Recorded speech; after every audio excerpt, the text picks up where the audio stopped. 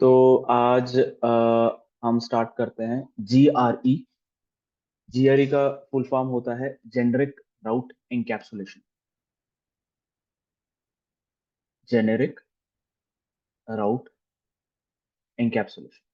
अब जीआरई के अंदर जाने के पहले, जीआरई भी एक टाइप का वीपीएन है ना।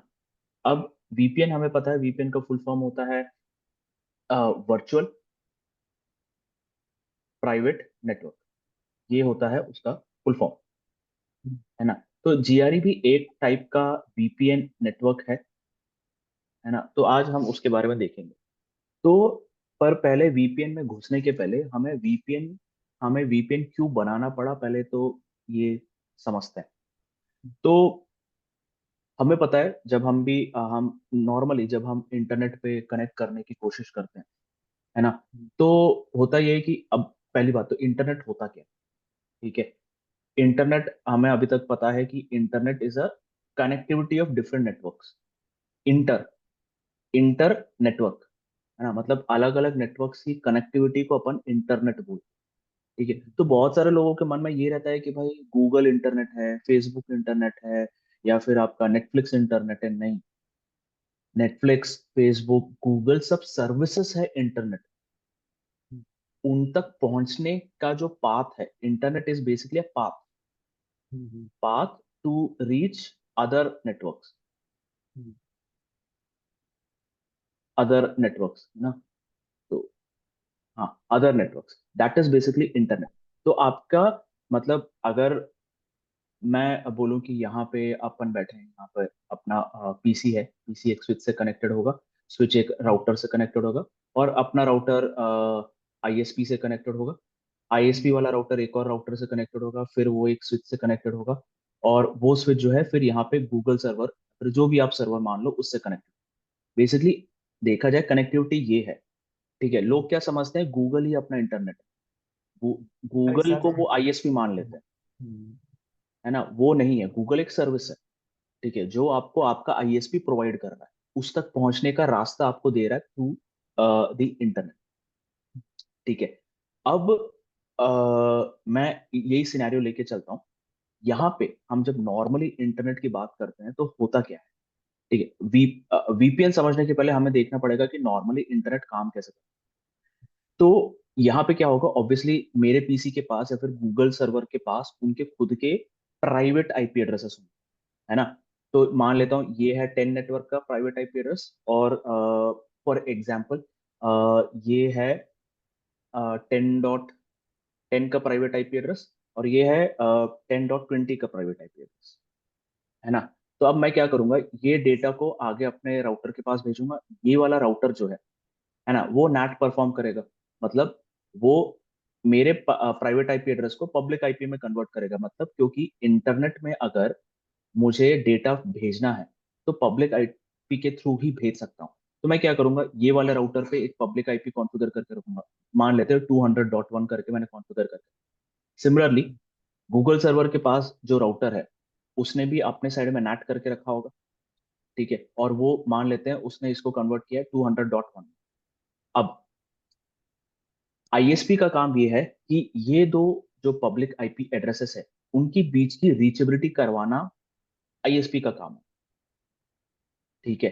तो हमारे पास, हम जब भी कोई एयरटेल का कनेक्शन लेते हैं या फिर जियो का कनेक्शन लेते हैं, किसी का भी हम जब कनेक्शन ले लेते हैं, जो जो फील्ड इंजीनियर्स आता है, उनका काम सिर्फ यही रहता है कि उनका सिर्फ इतने पार्ट का काम रहता है ना। वो यहाँ पे अपने पास एक वाईफाई मोडेम लेके आएंगे, वाईफाई मोडेम से अपने लैपटॉप पे, सॉरी, वाईफाई मोडेम पे एक फाइबर ऑप्टिक केबल लगाएगा, फाइबर ऑप्टिक केबल से वो डेटा, वो वायर को एक स्विच के पास ले जाएगा।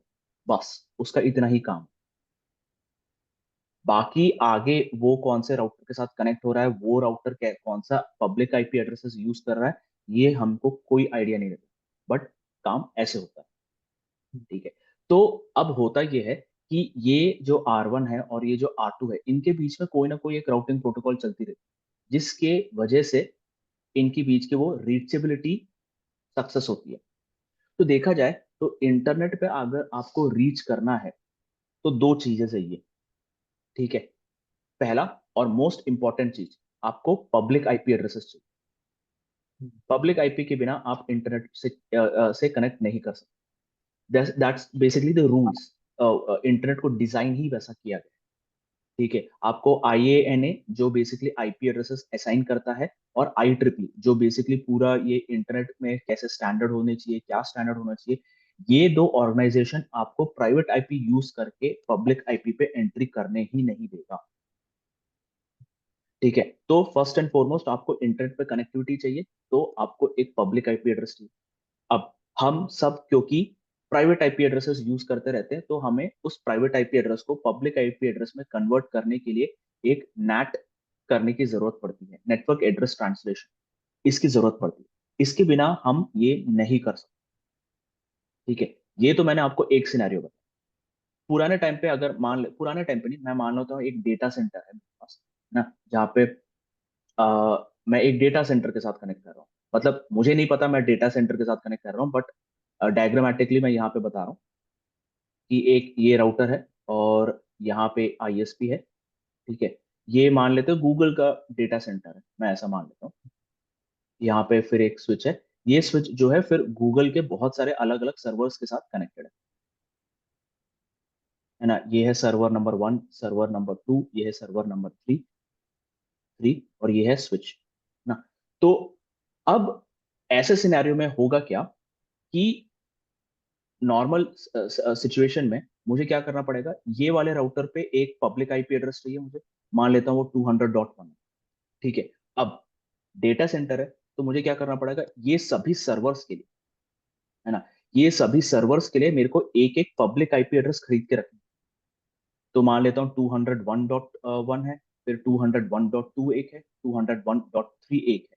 ऐसे करते करते मुझे जितने भी सर्वर्स अगर मैं डेटा सेंटर में लगाता हूँ, मेरे को उन सभी के लिए एक पब्लिक आईपी एड्रेस खरीदनी पड़ेगी, मतलब मेरे को पे ज्यादा करना पड़ेगा। ठीक है, तो ऐसे सिनेरियो में हमने सोचा कि यार जितने ज्यादा सर्वर्स होंगे ऑब्वियसली भाई डिमांड बढ़ रही है, इंटरनेट में डिमांड्स बढ़ रही है, इतने सारे लोग इंटरनेट के साथ कनेक्ट हो रहे हैं, तो सर्वर तो मेरे लगते जाएंगे, है ना। एक डेटा सेंटर में मेरे पास 100, 100, 200, 300 सर्वर्स हो सकते हैं जो पूरे दुनिया को इंटरनेट प्रोवाइड कर रहे हैं, या सॉरी, जो पूरे दुनिया में सर्विसेज प्रोवाइड कर रहे हैं, गूगल की सर्विसेज प्रोवाइड कर रहे हैं। ठीक है, 200 सर्वर से तो क्या मैं 200 सर्वर्स के लिए आईपी एड्रेस खरीदूंगा? खरीद सकता हूँ, बट मुझे महंगा पड़ेगा वो। तो उसके लिए हमने क्या किया, हमने सोचा कि यार ये कोर ही मैं बिल्कुल चेंज कर देता। कोर मतलब ये वाले पोर्शन को मैं बिल्कुल चेंज कर देता। ठीक है, चेंज करने का मतलब ये था कि फिर से पीसी, स्विच, राउटर। ठीक है, फिर इस साइड पे राउटर, और इस साइड पे फिर से वो स्विच, फिर यहाँ पे गूगल का सर्वर जो भी मान लो। ठीक है, हमने क्या किया, पुराने टाइम पे हम एक नया, नया नहीं, पुराने टाइम का हम VPN लेके आए, जिसको हम बोलते हैं फ्रेम रिले। फ्रेम रिले पुराने टाइम का एक VPN हुआ करता था, जो अब आजकल यूज नहीं होता है। जिससे कि होता ये था कि मुझे अगर गूगल सर्वर के साथ, मुझे सिर्फ गूगल सर्वर के साथ कनेक्टिविटी करनी है, या फिर मुझे मेरे कोई साइट के साथ कनेक्टिविटी करनी है, तो मैं ये फ्रेम रिले का यूज करते हुए सिर्फ इस गूगल सर्वर के साथ मैं कनेक्टिविटी कर सकता हूँ।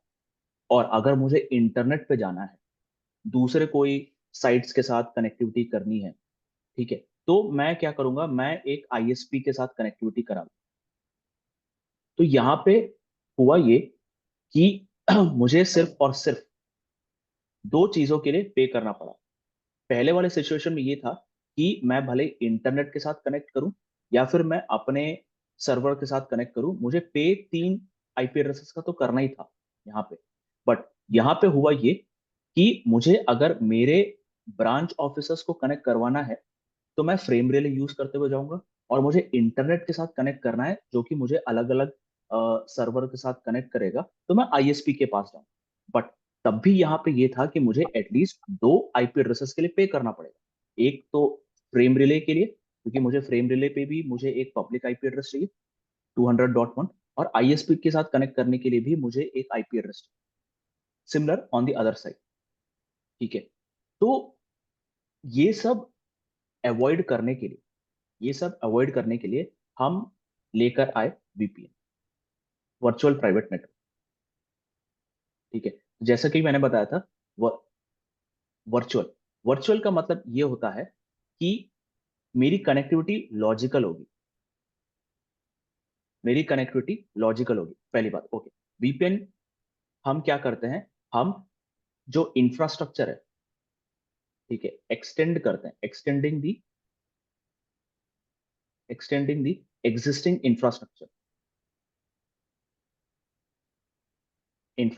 और एक्सटेंडिंग स्लैश मैं इसको using using the existing infrastructure to create a logical connectivity. ठीक है, ये मैं आपको थोड़ी देर में एक्सप्लेन करता हूँ। तो वीपीएन का मतलब पहले बात तो वर्चुअल होता है। वर्चुअल मतलब मेरी कनेक्टिविटी, जो मेरे दो एंड पॉइंट्स है उनके बीच की कनेक्टिविटी मेरी लॉजिकल हो। ठीक है, फिर दूसरा आता है प्राइवेट। प्राइवेट का मतलब होता है सिक्योर, काइंड ऑफ सिक्योर। ठीक है, सिक्योर मतलब मैं ये नहीं बोल रहा हूँ कि उसमें मैं सिक्योरिटी फीचर लगाने वाला। ठीक है, वीपीएन विद सिक्योरिटी अलग चीज होती है, वीपीएन विदाउट सिक्योरिटी अलग चीज होती है। तो अभी हम जो पढ़ रहे हैं नॉर्मल वीपीएन, जिसमें मेरा जो डेटा है वो एग्जिस्टिंग इंफ्रास्ट्रक्चर यूज करते हुए दूसरे साइट पे जाएगा, बट मेरा जो ओरिजिनल डेटा है वो सिक्योर्ड है। वो कैसे सिक्योर्ड है मैं थोड़ी देर में बताऊँ। तो यहाँ पे जब मैं सिक्योर्ड की बात कर रहा हूँ उस पर मैं सिक्योरिटी फीचर नहीं लगा रहा। It is secured because the original data is encapsulated inside all many other layers। तो यहाँ पे सिक्योर का मतलब होता है, यहाँ पे एनकैप्सुलेशन लेयर्स बहुत होते हैं। ठीक है, जिसकी वजह से मेरा ओरिजिनल डेटा जो है बहुत सारे लेयर्स के बीच में बैठा होता है ना। अब नेटवर्क तो पता ही है, नेटवर्क क्या होता है। तो इसमें हमने क्या किया, हमने ये सोचा कि मेरा पीसी है, पीसी एक स्विच के साथ कनेक्टेड है और वो एक राउटर के साथ कनेक्टेड है ना। और राउटर जो है यहाँ पे आईएसपी के साथ कनेक्टेड है, और ये आईएसपी फिर मेरे दूसरे ब्रांच ऑफिस या फिर मेरे दूसरे कोई साइट के साथ कनेक्टेड है, ये स्विच, और ये फिर दूसरा ब्रांच ऑफिस। ठीक है, तो मैंने क्या सोचा कि ये जो एग्जिस्टिंग इंफ्रास्ट्रक्चर है मेरे पास, दो राउटर्स के बीच में जो एग्जिस्टिंग इंफ्रास्ट्रक्चर है मैं उसी को यूज करूंगा। ठीक है, मैं पे करूंगा सिर्फ और सिर्फ इस पर्टिकुलर आईपी एड्रेस के लिए। ठीक है, जो है मेरा एग्जिस्टिंग यहाँ पे जो जिसके लिए मैंने पे करके रखा है 200 डॉट, मेरी तरफ से सिर्फ मैं इसके लिए पे करूंगा। और मेरे दूसरे साइड, मेरा जो दूसरा साइट है इस तरफ, इसके लिए भी मैं यहाँ पे करके रखूंगा। बस मैं सिर्फ इन्हीं के लिए पे करूंगा। और मैं क्या करूंगा, अगर मुझे मुझे इंटरनेट पे जाना है तो भी कोई दिक्कत नहीं है। मैं यहाँ से अगर इंटरनेट पे कोई भी आईपी एड्रेस को पिंग करता हूँ तो वो सीधे सीधे आईएसपी के पास जाएगा। बट अगर मुझे डेटा भेजना है मेरे दूसरे ब्रांच ऑफिस पे, तो मैं क्या करूंगा, यहाँ पे एक लॉजिकल, इन दोनों के बीच में एक लॉजिकल टनल बनाऊंगा, इन दो राउटर्स के बीच में लॉजिकल टनल बनाऊंगा। ठीक है, तो वो टनल क्या करेगा, मेरे डेटा को इस टनल के डेटा के साथ एनकैप्सुलेट करेगा, ओरिजिनल डेटा को एनकैप्सुलेट करेगा। यूज में ओरिजिनल इंफ्रास्ट्रक्चर ही यूज कर रहा हूँ। अब आप कह सकते हो भाई, जैसे कि मतलब लॉजिकल है, लॉजिकल तो इसका ये मतलब तो नहीं कि डेटा हवा में जाएगा। डेटा फिजिकल इंफ्रास्ट्रक्चर के थ्रू ही जाएगा, बट एनकैप्सुलेट होकर जाएगा। वो जीआरई, क्योंकि हम अभी जीआरई पढ़ रहे हैं, तो एक जीआरई हेडर में एनकैप्सुलेट होगा आपका ओरिजिनल डेटा। जिसकी वजह से होगा ये कि बीच में जितने भी डिवाइसेस हैं उनको आपका ओरिजिनल डेटा रीड करने को नहीं मिलेगा। बाहर के जितने भी एनकैप्सुलेटेड लेयर्स है, बाहर के जितने भी लेयर्स हैं, वो रीड करते हुए आपका डेटा आगे तक जाए। तो यहाँ पे दो पर्पस आपके सॉल्व हो गए। पहला पर्पस ये कि आप एक तो site to site VPN connect कर पा रहे हो, दूसरा आप अपने नेटवर्क से इंटरनेट भी रीच कर पा रहे हो यूजिंग द सेम इंफ्रास्ट्रक्चर। ये है आपका एक्चुअल वीपीएन का कंसेप्ट। तो आपका वर्चुअल मतलब, ये वर्चुअल मतलब एक लॉजिकल टनल बन गया, प्राइवेसी भी मिल गई आपको, क्योंकि आपकी प्राइवेसी कैसे हुई, बीच के जितने भी डिवाइसेस हैं वो आपके ओरिजिनल डेटा को रीड नहीं कर सकते। ठीक है, तो उस हिसाब से आपका ये प्राइवेट बन गया। तो अब यहाँ पे ये डेटा एंक्रिप्ट होके जाएगा, इसमें एंक्रिप्शन अप्लाई होता है। एंक्रिप्शन, यही मैंने बोला, एंक्रिप्शन की बात नहीं कर रहा हूँ। अच्छा। एंक्रिप्शन आपका सिक्योरिटी साइड आ गया, यहाँ पे एंक्रिप्शन की बात नहीं कर रहा हूँ। मैं आपका जैसे तो कि फिर इंटरसेप्ट करेगा तो फिर पता नहीं चल जाएगा कि एक्चुअल हाँ, डेटा। मैंने क्या बोला, वीपीएन विद सिक्योरिटी अलग चीज है, वीपीएन विद एंक्रिप्शन अलग चीज है, वीपीएन विदाउट एंक्रिप्शन अलग चीज। ठीक है, तो रियल। तो मैं यहाँ पे एक एग्जांपल ही दे देता हूँ। ठीक है, मैं पहले तो बता देता हूँ कि कैसे काम। ठीक ओके है, ठीक है। तो ये मैंने क्या किया, मैंने एक जीआरई टनल बनाई यहाँ पर। ठीक है तो जीआरई टनल बनाई, तो इससे होगा ये कि अगर मैं इस पीसी से फेसबुक के सर्वर को यूज रीच करना चाहता हूँ, तो भी सेम पाथ यूज करूंगा। ठीक है, जो कि इस यहाँ पे कहीं बैठा होगा फेसबुक। ठीक है, और अगर मैं अपने साइट को यूज रीच करना चाहता हूँ, तो भी सेम पाथ यूज करते हुए जाएगा। दी ओनली थिंग इज आपका कनेक्टिविटी लॉजिकल होगा, जीआरई टनल यूज करते हुए जाएगा। ठीक है, अब ये होगा कैसे? तो यहाँ पे मैंने जैसे बताया था, रियल टाइम के हिसाब से हम बात करें तो यहाँ पे तो पहली बात तो नेट लगेगा दोनों साइड। ठीक है, दोनों साइड नेट लगेगा, और नेट करने की वजह से क्या होगा, आपका ये जो प्राइवेट आईपी एड्रेस है उसको पब्लिक आईपी एड्रेस में कन्वर्ट करना है। ठीक है, 10.10 10.10 और 10.20। ठीक है, पब्लिक आईपी एड्रेस में कन्वर्ट करना पड़ेगा। ठीक है, तो आपका डेटा यहाँ पे नेटिंग होगा। साथ ही साथ आपको क्या करना पड़ेगा, जब आप जीआरई बनाओगे, जीआरई टनलिंग जब करते हो, तो आपको इन टनल्स के लिए आपको एक लॉजिकल आईपी एड्रेस भी प्रोवाइड करना पड़ता है, दोनों साइड। ठीक है, तो लॉजिकल आईपी क्यों होगा, क्योंकि आप टनल क्रिएट कर रहे हो, टनल का एक स्टार्ट पॉइंट होगा और एक एंड पॉइंट होगा। करेक्ट, तो उस स्टार्ट पॉइंट और उस एंड पॉइंट के लिए आपको लॉजिकल आईपीस देनी पड़ती। तो मैं मान लेता हूं, ये लॉजिकल आईपीस अगेन डिपेंड करता है कि ये जीआरई कौन क्रिएट करके दे रहा है। ये जीआरई आप खुद क्रिएट कर रहे हो, या फिर आपका आईएसपी आपको क्रिएट करके दे रहा है।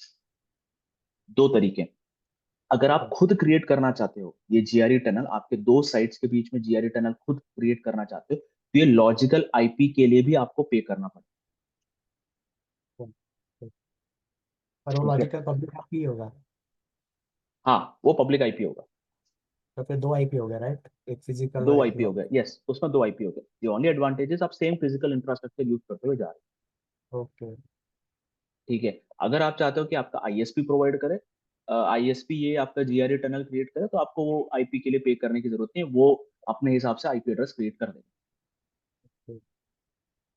ठीक है, मैं एक minute private IP address range देख लेता हूँ।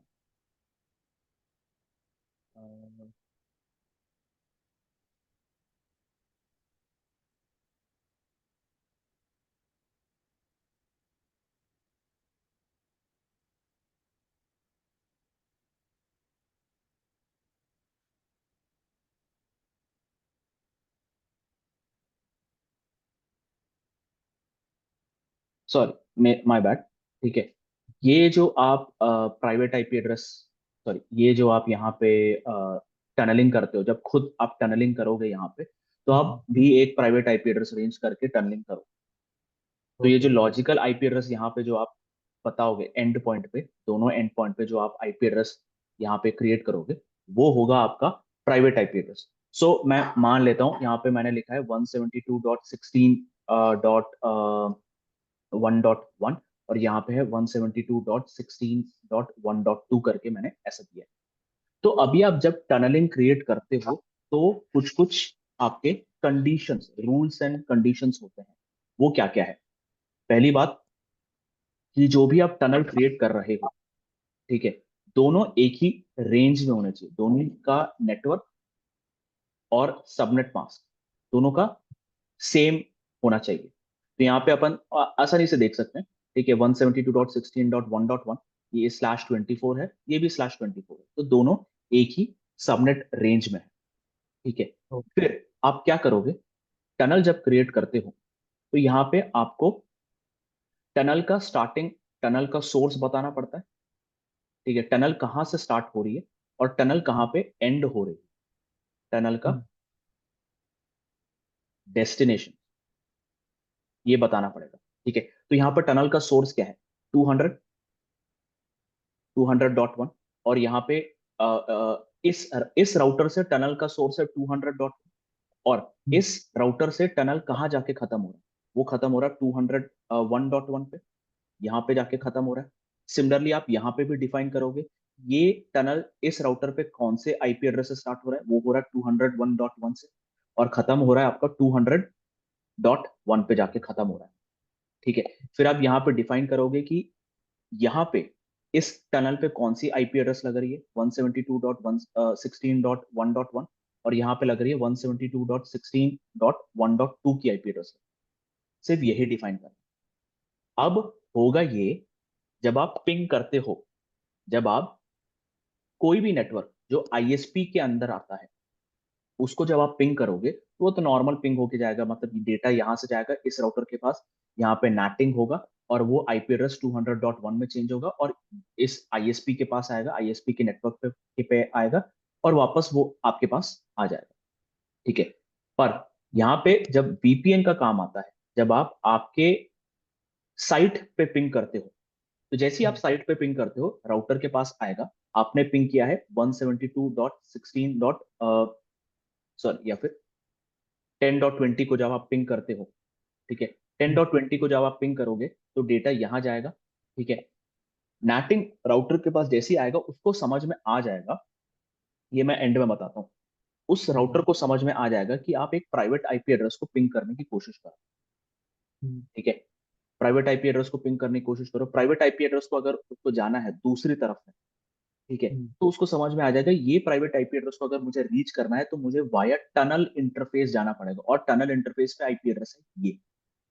तो आपका ओरिजिनल पिंग जो है या फिर ओरिजिनल डेटा जो है, यहाँ पे मैं आईसीएमपी लिखा हूं, वो क्या होगा, वो आपका जीआरई हेडर, जेनरिक राउट एनकैप्सुलेशन हेडर के साथ एनकैप्सुलेट,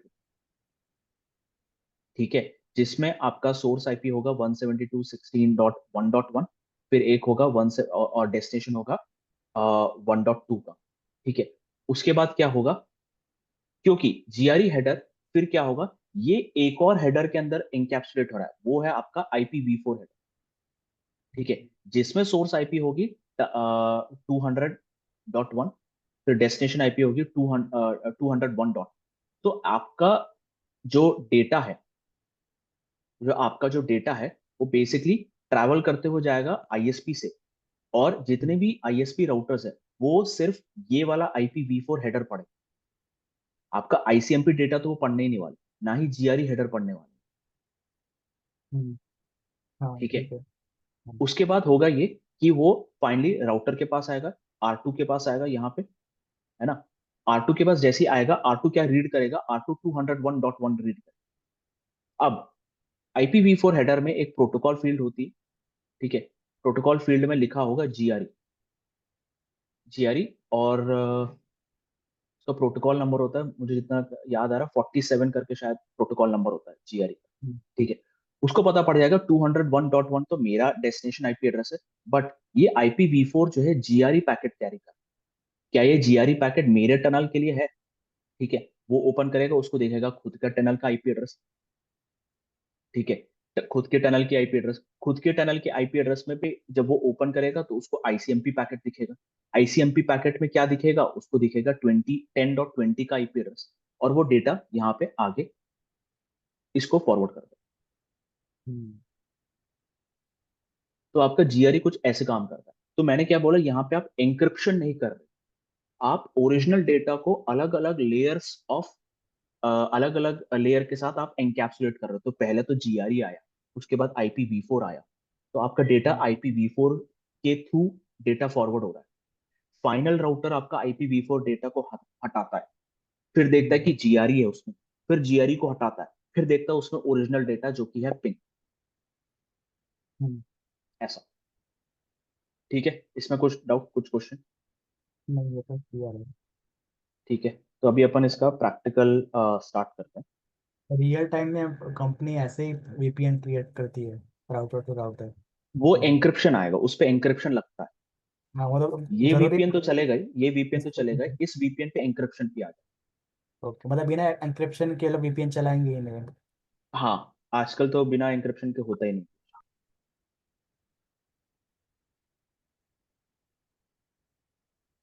तो फिर उसके लिए फायरवॉल डिवाइस यूज करना पड़ेगा कि राउटर में ही सिक्योरिटी फीचर अब इंप्लीमेंट। ये मुझे भी आइडिया नहीं है, क्योंकि मैं सिक्योरिटी पढ़ा नहीं हूँ, तो मुझे भी आइडिया नहीं है कि इस पे सिक्योरिटी कैसे लगती है। ओके।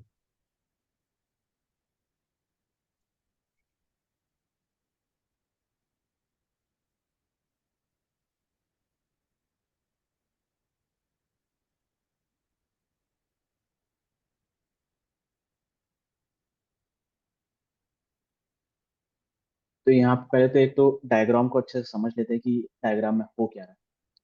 तो पहली बात, यहाँ पे अपन क्या करने वाले हैं, ये एक लैन नेटवर्क है 10.1 का, एक लैन नेटवर्क, और एक 10.1.2.0 का एक लैन नेटवर्क। ठीक है, तो ये दोनों अपने साइट एंड एंड साइट्स है, इनके बीच में अपन वीपीएन क्रिएट करने वाले हैं। इनके बीच में नहीं, इनके बीच की जो भी कनेक्टिविटी होगी वो वीपीएन के थ्रू जाएगी। ठीक है। अब R2 जो है इस लैन नेटवर्क का डिफॉल्ट गेटवे राउटर है, R4 इस लैन का डिफॉल्ट गेटवे राउटर है। ठीक है। R2 और R4 दोनों पे हम NAT क्रिएट करेंगे। इस इस प्रैक्टिकल के लिए NAT करने की जरूरत नहीं है, बिना NAT के भी ये पॉसिबल है। बट क्योंकि मैं थोड़ा बहुत रियल टाइम के साथ क्या बोलते हैं, मैच करना चाहता हूँ, इस वजह से मैं यहाँ पे NAT कर रहा हूँ। जरूरी नहीं है कि यहाँ पे मैं NAT यूज करूँ इसको समझने के लिए। ठीक है। उसके बाद ये जो क्लाउड जो दिख रहा है वो बेसिकली एक राउटर है। ठीक है। उस पे मैं एक लूपबैक एड्रेस बनाऊंगा 8.8.8.8 का, जो कि गूगल का डीएनएस सर्वर की आईपी एड्रेस है, 8.8.8। ठीक है, तो मान लेंगे वो अपना इंटरनेट है।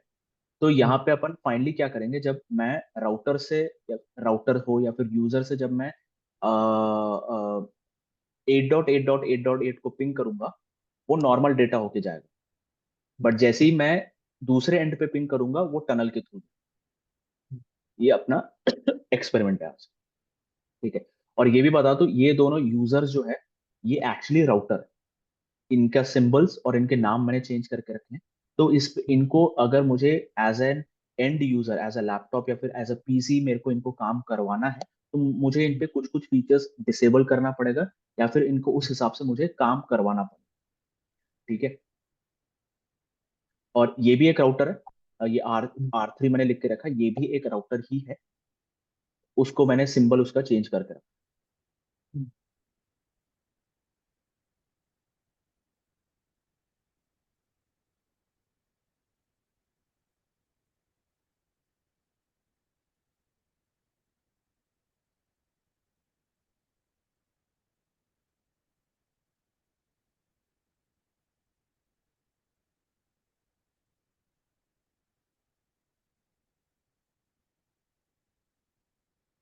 तो क्योंकि अपन लेफ्ट से होते हुए चलते हैं, तो क्योंकि मैंने जैसे बताया था कि ये एक यूजर वन जो है बेसिकली एक राउटर है। ठीक है। तो मेरे को इन पे एक एक आईपी एड्रेस असाइन करना पड़ेगा, तो असाइन करते हुए चलते हैं। Configuration, configuration terminal, interface fast ethernet 0/0। मैं आईपी एड्रेस असाइन कर देता हूँ 10.1.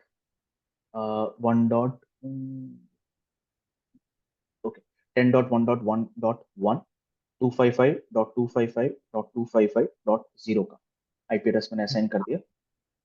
नो शट, बहुत ही सिंपल। ठीक है। फिर अपन चलते हैं R2 पे। ये स्विच है, स्विच पे मुझे कुछ कॉन्फ़िगरेशन करने की जरूरत नहीं है। R2 पे गेटवे, चलता हूँ। हाँ, यूजर वन पे गेटवे डिफाइन नहीं करेंगे? गेटवे डिफाइन कर सकते हैं, तो मैं उसके लिए यहाँ पे ना डिफॉल्ट राउट क्रिएट कर दूंगा वहां पे। अच्छा बट अच्छा। अभी मैं, आप सही बोल रहे हो, बिल्कुल सही बोल रहे हो, मैं वो अच्छा। एंड पे करता हूँ। ठीक है, ओके ताकि मैं रियल टाइम एग्जैक्टली कर सकूँ। ओके। फिलहाल तो मैं बस आईपी एड्रेसेस असाइन करते हुए। Okay. Configuration terminal, interface fast ethernet 0/1, IP address 10.1.1.10 कर देता हूँ, 255.255.255.0। No shut. फिर उसके बाद इसका दूसरा interface, interface serial 4/0, IP address उस पे 100.20.20.1 255.255.255.0 है ना। No shut. उसके बाद R3 पे चलते हैं। R3 पे मुझे कुछ कुछ करना पड़ेगा। मैं 8.8.8.8 as a loopback address create करूंगा। Hmm, interface loopback 1 IP address 8.8 8.8.8.8 255.255.255.255।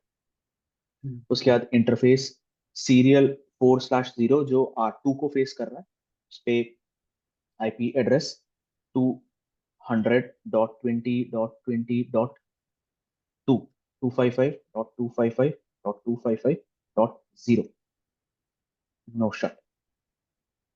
फिर इंटरफेस सीरियल 4/1 जो R4 को फेस कर रहा है, IP address 201.20.20.2 255.255.255.0 no shut.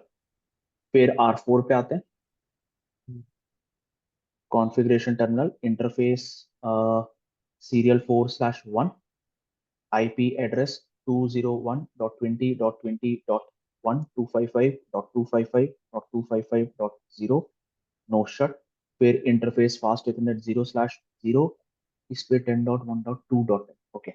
IP address 10.1.1.2.10 255.255.255.0 no shut. फिर यूजर 2 पे आते हैं। यूजर 2 पे configuration terminal interface fast ethernet 0/0 IP address 10.1.1.2.1 255.255.255.0 no shut.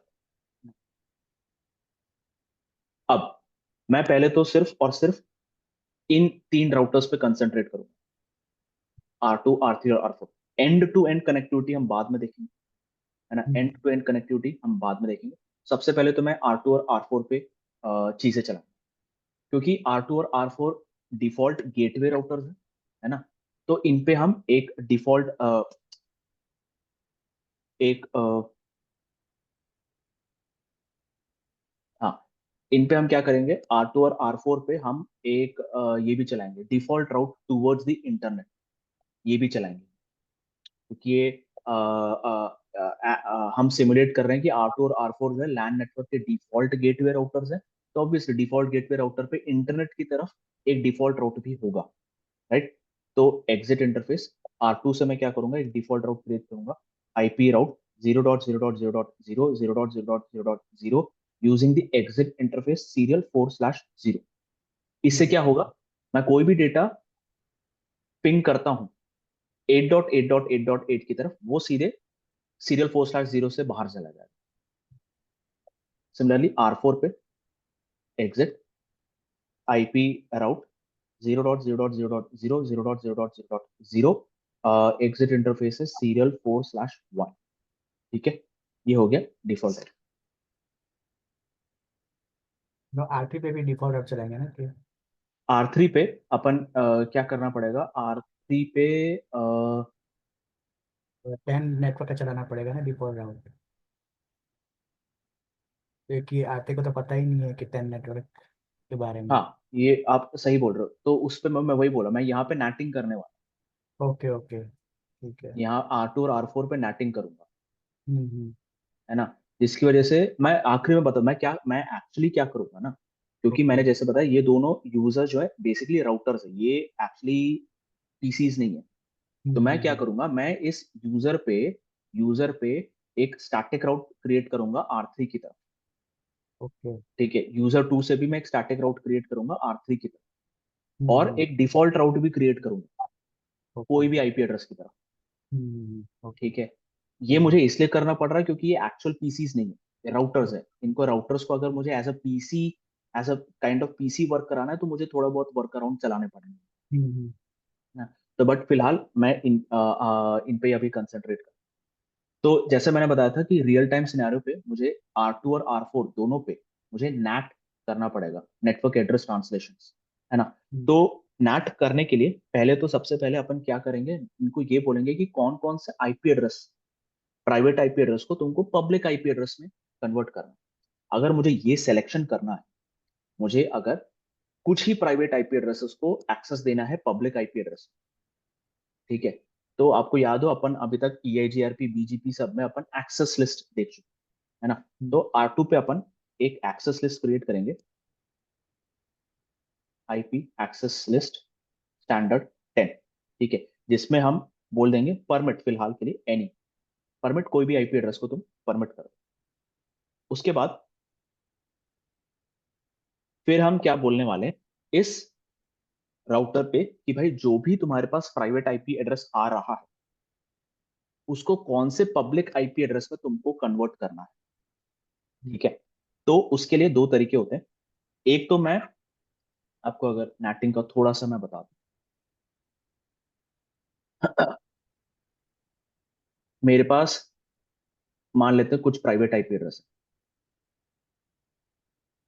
Private IP addresses है और मेरे पास 10 पब्लिक आईपी एड्रेसेस, ठीक है। मेरे पास 10 प्राइवेट आईपी एड्रेसेस है और मेरे पास 10 पब्लिक आईपी एड्रेस है। तो मैं इस राउटर पे क्या बोलूंगा, मैं राउटर पे एक पूल क्रिएट करूंगा या फिर एक लिस्ट क्रिएट करूंगा और उसको बोलूंगा ये 10 पब्लिक आईपी एड्रेसेस हैं तुम्हारे पास, ठीक है। इन 10 प्राइवेट आईपी एड्रेसेस में कोई भी डेटा आए उनको तुम इस 10 पब्लिक आईपी एड्रेसेस में कोई भी आईपी एड्रेस दे दो। ये है मेरा नैट में पूल का कंसेप्ट। तो अभी मैं पूल ही करने वाला हूँ क्योंकि रियल टाइम में हम पूल यूज करते हैं, क्योंकि जो अपना राउटर है उसके पास बहुत सारे पब्लिक आईपी एड्रेसेस होते हैं जिससे वो राउट कर सकते हैं, ठीक है। तो और हमारे पास क्या होगा, रियल टाइम में एक्चुअली नैट यूज नहीं होता, रियल टाइम में एक्चुअली पैट यूज करते हैं, पोर्ट एड्रेस ट्रांसलेशन, ठीक है। पोर्ट एड्रेस ट्रांसलेशन का मतलब ये होता है कि अगर होता यह है कि मेरे पास एक ही पब्लिक आईपी एड्रेस है, मान लेते हैं एक पब्लिक आईपी एड्रेस है और मेरे पास 10 प्राइवेट आईपी एड्रेस, तो ऐसे टाइम पे मैं क्या करूंगा, एक अगर प्राइवेट आईपी एड्रेस आता है उसको मैंने ये वाली पब्लिक आईपी एड्रेस असाइन कर दी, तो बाकी बचे 9 को मैं क्या करने, समझ रहे हो आप प्रॉब्लम यहाँ पे। तो यहाँ पे हम राउटर पे क्या करते हैं, राउटर पे हम यहाँ पे पैट असाइन करते हैं, पैट क्रिएट करते हैं, मतलब पोर्ट एड्रेस ट्रांसलेशन। अब होगा ये एक आईपी एड्रेस यहाँ से आता है तो सेम पब्लिक आईपी एड्रेस तो मिलेगा ही उसको, but with a port number. ये एक आईपी एड्रेस आता है उसको भी सेम पब्लिक आईपी एड्रेस मिलेगा but with a different port number. फिर एक और पब्लिक आईपी एड्रेस आता है, एक और प्राइवेट आईपी एड्रेस आता है, उसको सेम पब्लिक आईपी एड्रेस मिलेगा but with a different port number. तो आप एक ही पब्लिक आईपी एड्रेस के साथ आप different different private IP addresses को भी यूज कर सकते हो यूजिंग पैट। तो रियल टाइम में आपका पैट यूज होता है, वर्किंग दोनों का सेम है। नैट में ये होता है कि आपका एक प्राइवेट आईपी एड्रेस को एक पब्लिक एड्रेस मिलता है, तो जितने प्राइवेट आईपी एड्रेसेस हैं आपको उतने पब्लिक आईपी एड्रेसेस खरीदने पड़ते लक्ष्मी, ये हैं। जो कन्वर्जन है हमारा पब्लिक टू प्राइवेट का, या इनमें दोनों का सबनेट सेम होना चाहिए क्या, या और सीरीज सेम होनी चाहिए या डिफरेंट भी हो सकती है? डिफरेंट भी हो सकती है, अच्छा। डिफरेंट भी हो सकती है, उसमें कोई दिक्कत ठीक। नहीं। तो अभी मैं वही करने वाला हूँ, मैं क्या करने वाला हूँ, पैट यूज करने वाला हूँ, ठीक है। पैट यूज करने वाला हूँ with a pool of IP addresses, ठीक है। हालांकि मेरे पास यहाँ पे पूल नहीं है, बट मैं तब भी रियल टाइम में कभी कभार होता ये है कि एक राउटर के पास 3-4 पब्लिक आईपी एड्रेसेस, ठीक है, 3 पब्लिक आईपी एड्रेस है, तो हम पूल दे सकते हैं कि भाई ये तुम्हारे पास इतने लिस्ट ऑफ आईपी एड्रेसेस हैं, इनके साथ तुमको जो करना है करो, ठीक है। हम ऐसा भी करते हैं, मैं उस हिसाब से यहाँ पे कॉन्फ़िगर कर रहा हूँ। तो R2 पे अपन ने तो एक एक्सेस लिस्ट बना दी। एक्सेस लिस्ट में रियल टाइम में क्या होता है कि यहाँ पे अगर यहाँ पे अगर ये जैसे कि मैंने बताया 10 आईपी एड्रेसेस, मैं इनमें से सिर्फ 5 आईपी एड्रेसेस को ही इंटरनेट पे अलाउ करना चाहता हूँ, ठीक है। बाकी 5 आईपी एड्रेस इंटरनेट पे नहीं जा सकते, वो सिर्फ अपने लैन आईपी एड्रेसेस के साथ ही कम्युनिकेट कर सकते हैं। तो ये जो 5 आईपी एड्रेस है मेरे को सिर्फ उन्हीं को अलाउ करना है, तो मैं एक्सेस लिस्ट यूज, ठीक है। तो एक्सेस लिस्ट में वो परमिट डिनाई वाला स्टेटमेंट लगा के मैं उन आईपी एड्रेसेस को डिनाई कर सकता हूँ, है ना। बट यहाँ पे क्योंकि ऐसा कुछ कंडीशन नहीं यूज कर रहा हूं मैं, तो मैंने यहाँ पे परमिट एनी लगा, ठीक है। तो हालांकि मुझे ये करने की भी जरूरत नहीं थी, बट रियल टाइम के साथ मैं मैच करा रहा हूँ काफी कुछ। तो अब यहाँ पे मुझे क्या करना है, in public private IP addresses को पब्लिक आईपी एड्रेस असाइन। तो आईपी नैट पूल, पूल को मैं एक नाम दे दूंगा, यहाँ पे आप क्वेश्चन मार्क लगा रहा हूँ, तो पूल को मैं एक मैंने नाम दे दिया पूल। ठीक है, फिर उस पे ये पब्लिक आईपी एड्रेस का स्टार्ट क्या है, कहाँ से स्टार्ट होगा। ठीक है, वो स्टार्ट होगा 200.20.20.1 पे। मैं सेम पब्लिक आईपी एड्रेस दूंगा जो मेरा इंटरफेस पे लगा हुआ है। मैं ये सेम पब्लिक आईपी एड्रेस दे सकता हूँ जो मेरा इंटरफेस पे लगा हुआ है, या फिर अगर मेरे पास दूसरे और कोई पब्लिक आईपी एड्रेस मैंने खरीद के रखा है वो भी मैं दे सकता हूँ, है ना। जरूरी नहीं है कि वो पब्लिक आईपी एड्रेस जो मैं यूज नहीं कर रहा हूं वो इंटरफेस पे असाइन। मतलब ये राउटर पे, इस राउटर पे R2 पे, यहाँ पे इंटरफेस पे 200.20.20.1 आईपी एड्रेस लगा है। मेरे पास बहुत सारे और पब्लिक आईपी एड्रेस है, मान लेता हूँ 20.2 है, 20.3 है, 20.4 है। ठीक है, बट मैंने इन आईपी एड्रेसेस को इस राउटर पे कहीं भी असाइन करके नहीं रखा है। मैं इन आईपी एड्रेसेस को भी नैटिंग या फिर पैटिंग में यूज कर सकता हूँ। ठीक है, अब यहाँ पे मैं सिर्फ इंटरफेस वाला आईपी एड्रेस यूज कर रहा हूँ। मैं बोल रहा हूँ 200.20.20.1, और ये तुम्हारा पूल कहाँ जाके खत्म हो रहा है, 200.20.20.1, एक ही आईपी एड्रेस है तो मैं उसी पे कर रहा हूँ। उसके बाद नेट मास्क, मतलब इस, हाँ आप अब यहाँ पे क्या कर रहे हो, उस पब्लिक आईपी एड्रेस का आप एड्रेस मास्क भी डिफाइन कर रहे हो, मतलब सबनेट मास्क भी डिफाइन कर रहे हो। तो मैं यहाँ पे 255.255.255.252, क्योंकि एक ही आईपी एड्रेस है तो .252। ठीक है, हो गया, ये मैंने एंटर कर दिया। अब इसके बाद मुझे क्या करना है, और डॉट 252 कैसे आया? /30, अच्छा /30, ओके ओके, हाँ ठीक है। /30, ठीक। है ना। अब मुझे क्या करना पड़ेगा, मुझे आ, हाँ, मैं क्या करूंगा, मुझे इस राउटर पे, ठीक है, मेरे लैन का इंटरफेस कौन सा है, मेरे वैन का इंटरफेस कौन सा, ये भी डिफाइन करना पड़ेगा। हम्म, ठीक है, मतलब लैन इंटरफेस पे मेरा प्राइवेट आईपी एड्रेस हिट होगा और हम्म, मेरे वैन पे पब्लिक आईपी एड्रेस जाएगा। तो हम्म, उसके लिए मुझे क्या करना पड़ता है, मैं जाऊंगा इंटरफेस फास्ट इथरनेट 0/1, जो कि मेरा लैन इंटरफेस है, उसको मैं बोलूंगा तुम आईपी नैट इनसाइड हो। मतलब तुम इस नैट के इस राउटर पे तुम इनसाइड इंटरफेस हो, मतलब तुम्हारी तरफ प्राइवेट आईपी एड्रेसेस आएंगे। ठीक है, R2 के 0/1 पे प्राइवेट आईपी एड्रेसेस हिट होंगे, ये मैंने डिफाइन कर दिया। फिर इंटरफेस सीरियल 4/0, उसको मैं बोलूंगा तुम हो आईपी नैट आउटसाइड, तुम हो वैन इंटरफेस, ये मैंने डिफाइन कर दिया। तो मैंने क्या किया, इस राउटर पे लैन इंटरफेस कौन सा है वो डिफाइन कर दिया, वैन इंटरफेस कौन सा है वो भी डिफाइन कर दिया। फिर कौन से प्राइवेट आईपी एड्रेसेस को कौन से पब्लिक आईपी एड्रेस में कन्वर्ट करना है वो भी मैंने यहाँ पे डिफाइन कर दिया। हम्म, ठीक है, मतलब कौन सा पब्लिक आईपी एड्रेस यूज करना है मैंने ये डिफाइन किया। अभी मुझे बस सिर्फ यही करना है कि मैच करना है, ये प्राइवेट आईपी एड्रेसेस को तुम ये वाले पब्लिक आईपी एड्रेस में कन्वर्ट करो। मैंने अभी तक हम्म, क्या किया है मैं आपको फिर से स्टेप बाय स्टेप बता देता हूँ। मैंने सिर्फ प्राइवेट आईपी एड्रेसेस को अलाउ किया, ठीक है, और मैंने डिफाइन कर दिया कौन कौन से पब्लिक आईपी एड्रेस यहाँ पे यूज हो।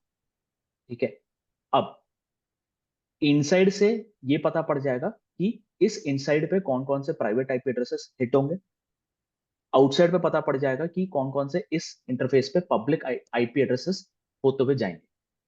हम्म, अभी बस मेरा ये बचा है कि उन प्राइवेट आईपी एड्रेसेस को उनके पब्लिक आईपी एड्रेसेस के साथ मुझे मैच करवा। ठीक है, ये स्टेप्स क्लियर हो गए। हम्म, अब इसको करने के लिए कुछ नहीं करना है, आईपी नैट इनसाइड। ठीक है, यहाँ पे मैं बोल रहा हूँ आईपी नैट इनसाइड, इनसाइड का मतलब इनसाइड प्राइवेट आईपी एड्रेसेस। अब इनसाइड प्राइवेट आईपी एड्रेसेस कौन से प्राइवेट आईपी एड्रेसेस, उसको मैंने उठाया है सोर्स फ्रॉम अपना जो स्टैंडर्ड एक्सेस लिस्ट मैंने जो बनाया था। तो इस एक्सेस लिस्ट में जो भी आईपी एड्रेसेस हैं वो है मेरे प्राइवेट आईपी एड्रेसेस। उनको मुझे पब्लिक आईपी एड्रेस में कन्वर्ट करना है, जो कि इस पूल में डिफाइंड है। ठीक है, जो कि इस पूल में डिफाइंड है। और उनको क्या करना है, मुझे ओवरलोड करना है। ओवरलोड का मतलब होता है, अब मैं पैट यूज करूंगा। अगर मैं इसको ऐसे ही छोड़ दूं, ये नैट होगा। मैं अगर उस पे कमांड डाल दूं ओवरलोड, ये हो गया मेरा पैट। ठीक है, तो मैं आपको यहाँ पे शो आईपी नेट ट्रांसलेशन, यहाँ पे कुछ है नहीं। ठीक है, अब यहाँ पे मैं इसका फ्लो बताता हूँ होता क्या।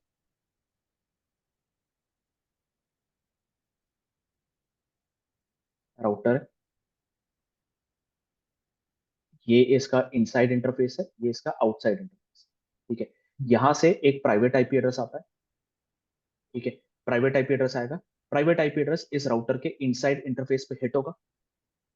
ठीक है, इनसाइड इंटरफेस पे जैसे ही हिट होगा, वो सबसे पहले एक्सेस लिस्ट को चेक करेगा। एक्सेस लिस्ट में देखेगा कि एक्सेस लिस्ट में जो हमने आईपी एड्रेसेस को परमिट किया है, क्या वही आईपी एड्रेस है। ठीक है, अगर वही सेम आईपी एड्रेस है, ठीक है, तो वो अलाउ कर देगा उस प्राइवेट आईपी एड्रेस को। फिर क्या करेगा, वो आपके नैटिंग में जाएगा। नैटिंग यहाँ पे पैट हो रहा है, पैट में जाएगा और वो क्या करेगा, उस पर्टिकुलर आईपी एड्रेस को, जो हमने जो पब्लिक आईपी एड्रेस अलॉट किया है, उस पर कन्वर्ट करेगा और डेटा को आगे भेज देगा। ठीक है, ये है आपका नैट का फंक्शन। तो अब होगा कि रिटर्न डेटा जो आएगा, रिटर्न डेटा तो पब्लिक आईपी एड्रेस पे आएगा। पब्लिक आईपी एड्रेस पे जैसे आएगा, वो राउटर के आउटसाइड इंटरफेस पे हिट होगा। जैसे ही वो राउटर के आउटसाइड इंटरफेस पे हिट होगा, वो क्या करेगा, नैट या पैट टेबल चेक करेगा। नैट या पैट टेबल से उसको समझ में आ जाएगा कि जो पब्लिक आईपी एड्रेस है, उसका प्राइवेट आईपी एड्रेस क्या है, और वो उसको वापस कन्वर्ट करके वापस उस पीसी को भेज देगा। ये हो रहा है अपना यहाँ पर। ठीक है, कंफ्यूजन इसमें कुछ क्लियर? ठीक है, अब आपने जो बोला था कि यूजर पे, ठीक है, अपने को डिफॉल्ट गेटवे सब करना पड़ेगा। तो मैं क्या करूंगा, क्योंकि जैसे मैंने बताया था ये एक रियल पीसी नहीं है, तो मैं इस पे क्या करने वाला हूं, मैं 8.8.8 की तरफ, ठीक है, 8.8.8 की तरफ मैं एक स्टैटिकली एक राउट क्रिएट करने वाला हूं। या फिर मैं यहाँ पे डिफॉल्ट राउट भी क्रिएट कर सकता हूँ, डिफॉल्ट राउट क्रिएट कर सकते हैं यहाँ पर। ठीक है, नेक्स्ट हॉप हम लोग F01 ले लेंगे राइट, अगर स्टैटिक राउट भी डालते हैं तो, या डिफॉल्ट राउट। मैं एग्जिट इंटरफेस यूज कर सकता हूँ। अच्छा F00। बेस्ट में तो एग्जिट इंटरफेस यूज हाँ ठीक सबसे है। बेस्ट है। ठीक है, तो मैं यहाँ पे डिफॉल्ट आईपी राउट 0.0.0.0 भी कर सकता हूँ, 0.0.0.0। ठीक है, और F00 राइट। हाँ, F0/0। ठीक है, ये हो गया। अब यहां से अपन पिंग करते हैं 8.8.8.8। ठीक है, पिंग, आई होप हो जाना चाहिए। सक्सेस हो गया। ठीक है, अब सक्सेस हुआ। अब मैं R2 पे आता हूँ। R2 पे आप शो आईपी नेट ट्रांसलेशन, तो यहाँ पे आप देखो, यहाँ वो कर क्या रहा है। ठीक है, उसको R2 को एक प्राइवेट आईपी एड्रेस मिला 10.1.1.1 पे। उसने क्या किया, उसको उसके आउटसाइड, मतलब उसके ग्लोबल इंटरफेस पे या फिर पब्लिक आईपी एड्रेस पे उसने यहाँ पे कन्वर्ट कर। और यहाँ पे आप देखो, यहाँ पे उसने अलग पोर्ट नंबर ही दे दिया उसको, 1024 का। फिर दूसरी बार जब मैंने पिंग किया था, उस पर अलग पोर्ट नंबर आया। तो ये होता है पैट का काम, पोर्ट एड्रेस ट्रांसलेशन। तो अगर मैं यहाँ पे, मेरे पास अलग अलग पीसीस हैं जिन पे अलग अलग आईपी एड्रेसेस लगे, मैं इनको साथ में 8.8.8.8 पे पिंग करता हूँ, तो सेम आईपी एड्रेस लग कर जाएगा, बट उन पे पोर्ट नंबर्स अलग अलग। तो यहाँ पे हुआ ये कि डेटा जो है 10.1.1.1 करके आया, वो राउटर के इनसाइड इंटरफेस पे हिट हुआ।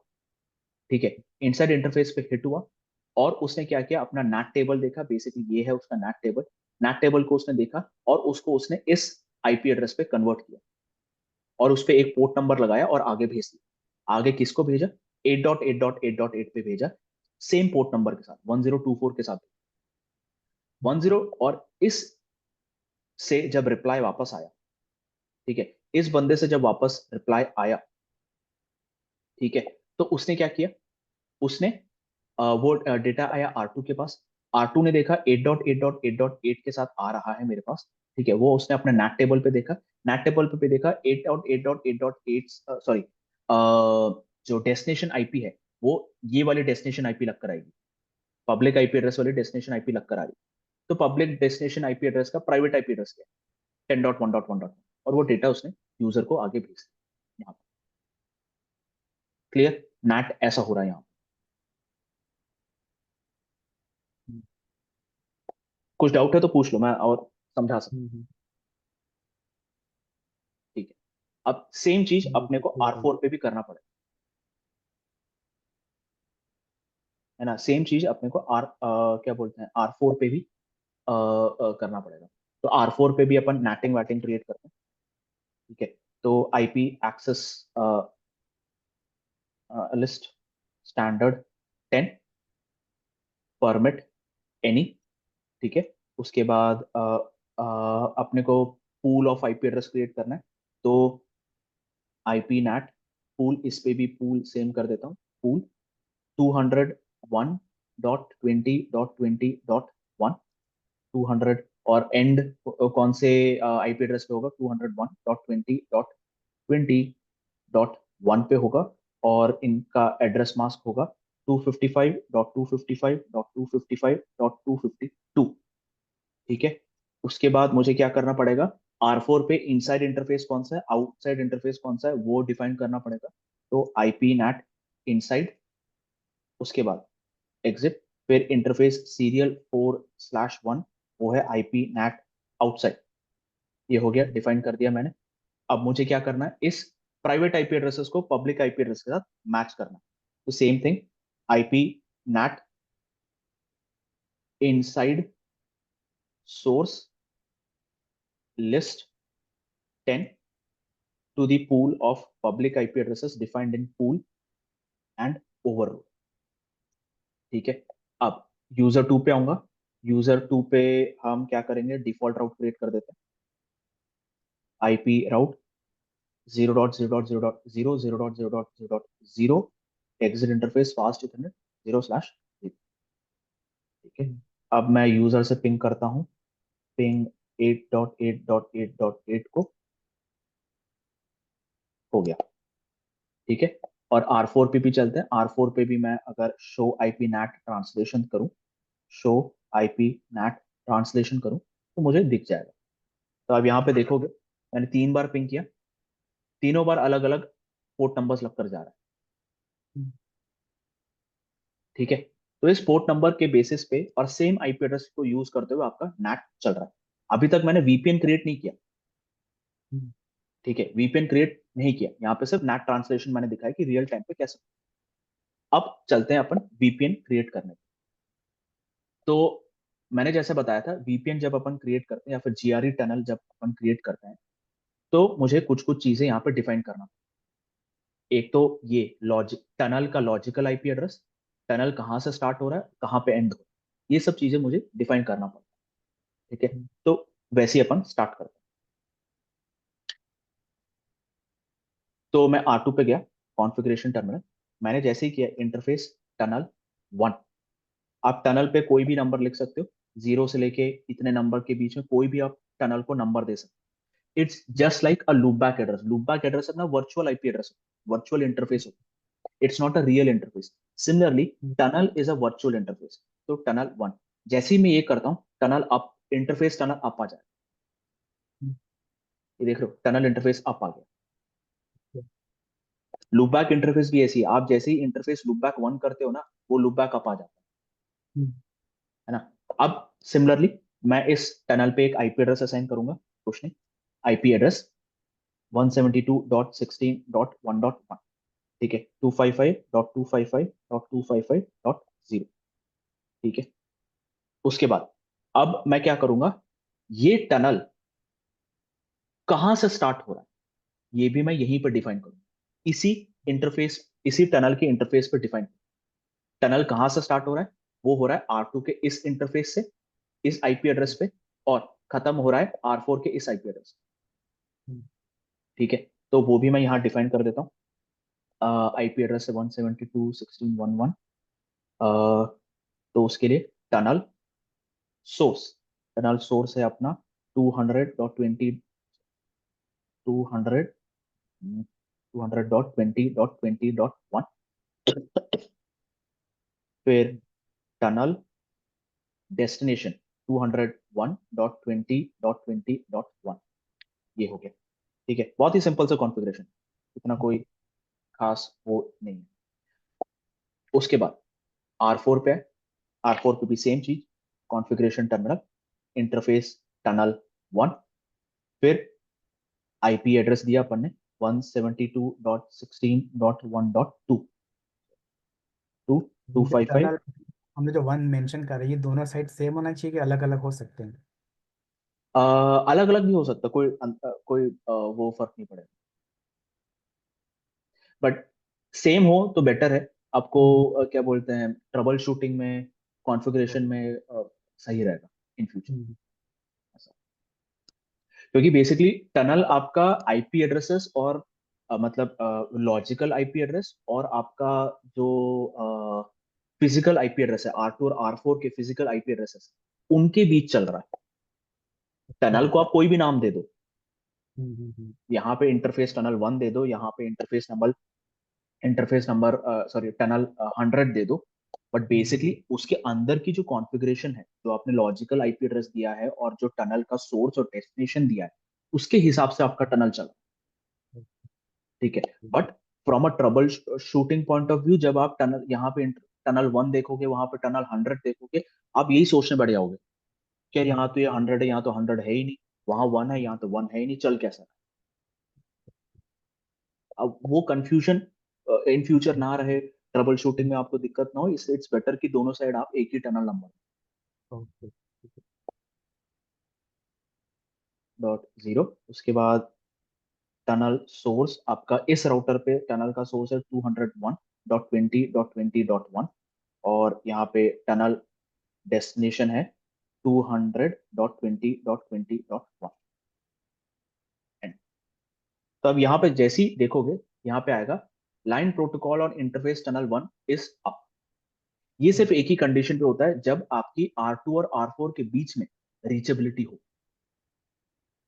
क्योंकि मैंने R2 पे डिफॉल्ट राउट चला के रखा था इंटरनेट की तरफ, R4 पे भी मैंने डिफॉल्ट राउट चला के रखा था इंटरनेट की तरफ, तो इनके बीच में पहले से रीचेबिलिटी है, तो यहाँ पे इस वजह से आपका टनल अप आ गया। ठीक है, अब मैं क्या करता हूँ, R2 पे आता हूँ, R2 से मैं R2 से 200 पिंग करता हूँ, 201 डॉट, और इसको कैप्चर भी कर लो।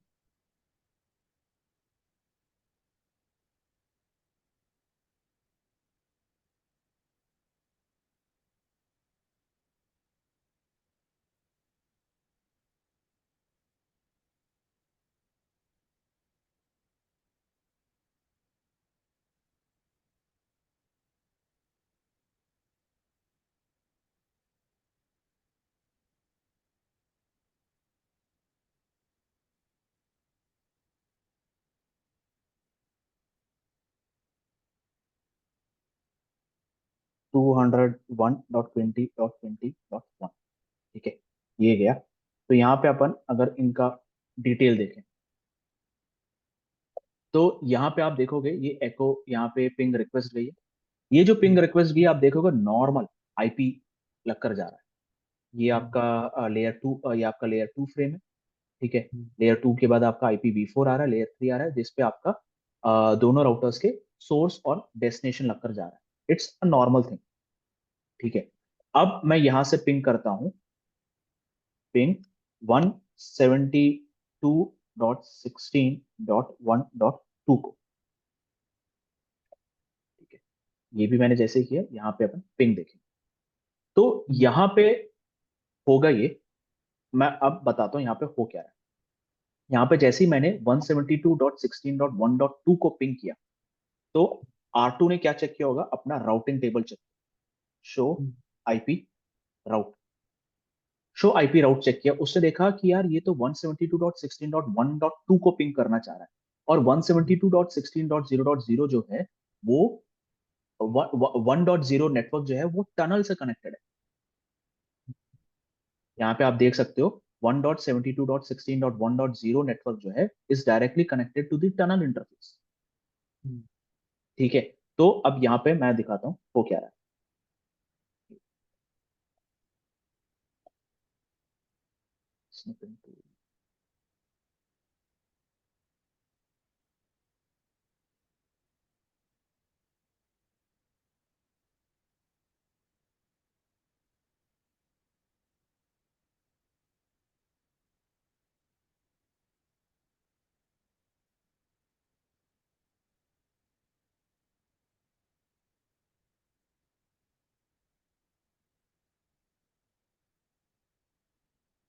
ठीक है, तो अपन ने क्या किया, पिंग किया 172.168, नॉट 168, 116, 172.16.1.2 को अपन ने पिंग किया। ठीक है, तो सोर्स आईपी लगा 172.16.1.1 का। ठीक है, अब हो गए, उसने जैसे ही अपन ने 116.1.2 को पिंग किया, उसने देखा उसका राउटिंग टेबल, राउटिंग टेबल मैंने अभी आपको दिखाया, उसने देखा कि यार 172.16.1.0 जो है वो तो टनल इंटरफेस से कनेक्टेड है। जैसे ही उसने देखा टनल इंटरफेस से कनेक्टेड है, तो उसने क्या किया, उस पर एक नया हेडर लगा दिया जीआरई का। ठीक है, फिर अब जैसे मैंने बताया जीआरई का हेडर लगा तो दिया, फिर उस पर एक नया IPv4 हेडर क्रिएट, क्योंकि आपको ये डेटा एक्चुअल फिजिकल इंफ्रास्ट्रक्चर के थ्रू ही भेजना है। ठीक है, उस पे फिर एक सोर्स आईपी लग जाएगी 200.20.20.1 की, और डेस्टिनेशन आईपी लगेगी 201.20.20.1 की। ठीक है, अब आपका डेटा जो है इस आईपी एड्रेस के भरोसे आगे फॉरवर्ड होगा। तो मैं ये अब वायरशार्क पे दिखाता हूँ।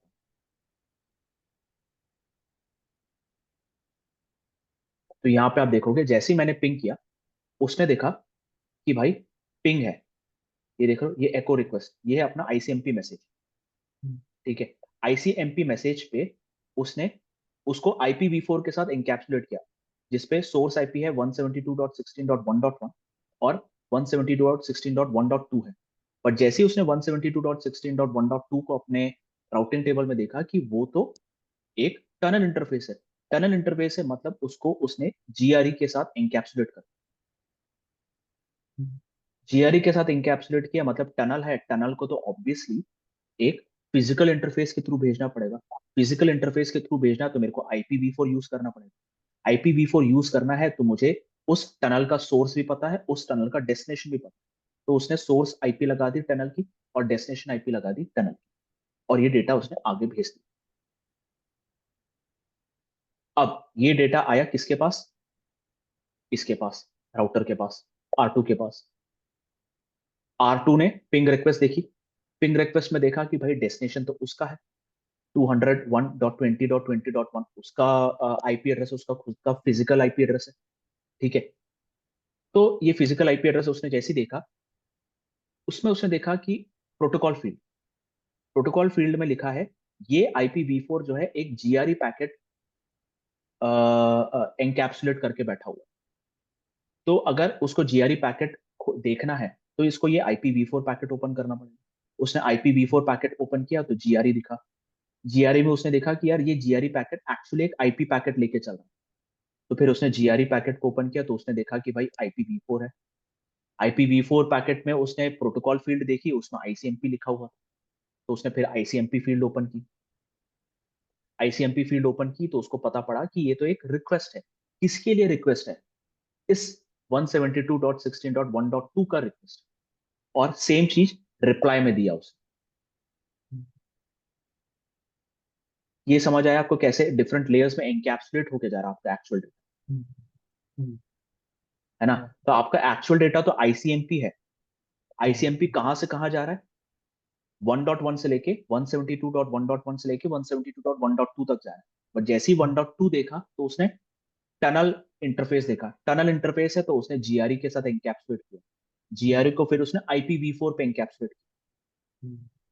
डेस्टिनेशन ने IPv4 देखा, IPv4 में अपना डेस्टिनेशन देखा। फिर इसमें उसने प्रोटोकॉल फील्ड देखी। प्रोटोकॉल फील्ड में उसको पता पड़ा कि ये जीआरई पैकेट है। जीआरई फिर उसने ओपन किया तो जीआरई से पता पड़ा ये तो एक और आईपी पैकेट है। आईपी पैकेट को ओपन किया तो उसने आईसीएमपी पैकेट रीड किया। आईसीएमपी पैकेट में उसको रिक्वेस्ट दिखी इस डेस्टिनेशन आईपी, और उसने उसका सिमिलरली यहाँ पे रिस्पॉन्स भेज दिया। रिस्पॉन्स भेजा तो same thing, same process follow हुआ है। ठीक है। अब मैं इसके साथ क्या कर सकता हूं, मैं इस टनल पे ओएसपीएफ भी इनेबल कर सकता हूं। ठीक है। तो ओएसपीएफ अगर मुझे इनेबल करना है तो इंटरफेस बेसिस पे मैं इनेबल कर सकता हूं। टनल के इंटरफेस पे configuration terminal interface tunnel 1 IP OSPF IPOSPF 1 area 1। ठीक है। उसके बाद R4 पे आए। R4 पे same tunnel interface configuration terminal interface tunnel 1 IPOSPF 1 area 1। Area 1 ही है ना? ठीक है। तो आप यहां देखोगे तुरंत आ गया OSPF एडजेसेंसी। कहां गया mouse? OSPF adjacency with neighbor on tunnel interface is full। Similarly R4 पे भी देख सकते हो OSPF adjacency with neighbor on tunnel interface is full। ठीक है। अब यहाँ पे क्या हो रहा होगा, यहाँ देखते हैं। इनके बीच में जब जो OSPF हेलो मैसेज जा रहा होगा वो कैसे जा रहा है, यहाँ पे आप देखोगे 172.16.1.1 आपका OSPF भी एनकैप्सुलेट होके जाए। ये आपका OSPF है। OSPF का हेलो पैकेट। OSPF का हेलो पैकेट IPv4 पे जा रहा है, जो कि जा रहा है 224.0.0.5। मल्टीकास्ट है। मल्टीकास्ट जैसे ही देखा तो उसने देखा कि यार ये मल्टीकास्ट जो है OSPF जो टनल इंटरफेस पे क्रिएटेड है। टनल इंटरफेस पे क्रिएटेड है। टनल इंटरफेस पे क्रिएटेड है तो मुझे अपन ने क्योंकि OSPF टनल पे क्रिएट करके रखा, टनल पे क्रिएट करके रखा है तो उसको जीआरई पे इंकैप्सुलेट करना पड़ेगा। जीआरई पे इंकैप्सुलेट है तो उसको IPv4 के थ्रू ही आगे भेजना पड़ेगा। तो यहाँ पे IPv4 के थ्रू आगे भेजना। 1.2 के साथ भी यही हो रहा है। 1.2 से भी मुझे रिसीव हो, सामने वाले राउटर से भी मुझे रिसीव हो रहा है, बट वो भी इंकैप्सुलेट होकर रिसीव जीआरई के साथ। ठीक है। अब कल अपन जो गलती कर रहे थे वो अपन क्या कर रहे थे, यूजर 1 से यहाँ पे पिंग करने की कोशिश कर रहे थे विद द एक्सपेक्टेशन कि वो टनल से होते हुए जाएगा। ठीक है। पर यहाँ पे अपन ने ये ध्यान नहीं दिया, अपन जैसे ही R2 पे जैसे ही वो डेटा हिट होता है, ठीक है, वो देखेगा 10.1.2 डॉट। अपन यहाँ पे जब यूजर 1 पे पिंग करते हैं, पिंग 10.1.2.1 को जब यहाँ पे पिंग करते हैं, ठीक है, डेटा आएगा R2 के पास। ठीक है। R2 अपना राउटिंग टेबल चेक करेगा, शो आईपी राउट चेक करेगा। उसके पास 10.1.2 नेटवर्क जाने का तो कोई रास्ता ही नहीं है। ठीक है। अपन ये सोच रहे थे कि वो क्या करेगा, वो ट्रांसलेट करेगा। ठीक है। चलो 10.1.2 के लिए भी अगर उसके पास जाने का रास्ता नहीं है, पर डिफॉल्ट राउट है उसके पास। ठीक है। डिफॉल्ट राउट से वो कहाँ भेजेगा, R1 के पास भेजेगा यहाँ पे। ठीक है। R1 के पास आएगा, शो आईपी राउट। R1 के पास जैसे ही आएगा, R1 के पास 10.1.2 के पास जाने का नेटवर्क तो है ही नहीं। इस वजह से R1, ये एक्चुअली डेटा जो है R1 पे जाके अटक। और मैं स्टार्ट जब कर रहा था मैंने आपको ये बताया था कि R2 और R4 अपने एडमिन के अंदर है, अपने मैनेजमेंट के अंदर है, तो मैं इस पे चेंजेस कर सकता हूँ। मैं क्या करूंगा, अगर मुझे अब इन दो नेटवर्क्स के बीच में कम्युनिटी VPN के बीच में, सॉरी VPN बोल रहा हूं, दो साइट्स के बीच में कम्युनिकेशन करवाना है, तो मैं स्टैटिक राउटिंग चला सकता हूँ यहाँ पे, ये बोलते हुए कि भाई तुमको अगर 10.1.2.0 255.255.255.0 के नेटवर्क के पास जाना है तो तुम टनल इंटरफेस 1 यूज करते हुए जाओ। ठीक है, सिमिलरली मैं R4 पे भी यही करूंगा।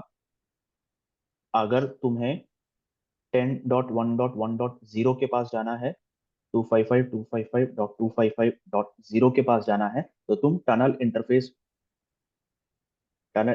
1 यूज करते हुए जाओ। अब मैं यूजर 1 से पिंग करूं, पिंग 10.1.2.1 को पिंग करूं तो पिंग होगा। और जब ये पिंग होगा, जब ये पिंग हुआ 10.1.1.1 से गया, बट यहाँ पे आप देखो अब एनकैप्सुलेट होके जा रहा है। ओके। ठीक है, 10.1.1.1 10.1.2.1 2.1 का डेटा है। ठीक है, 2.1 पीसी जो भेज रहा है 10.1.2.1 के लिए भेज रहा है। ठीक है, वो डेटा आया किसके पास, R2 के पास आया। R2 ने अपने राउटिंग टेबल में देखा,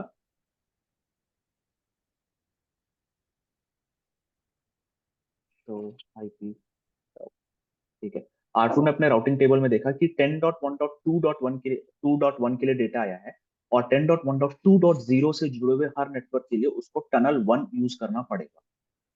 टनल 1 यूज करना है मतलब उसको जीआरई यूज करना पड़ेगा। तो उसने क्या किया, उसको जीआरई पैकेट में इंकैप्सुलेट किया। ठीक है, उसने जीआरई पैकेट में इंकैप्सुलेट किया।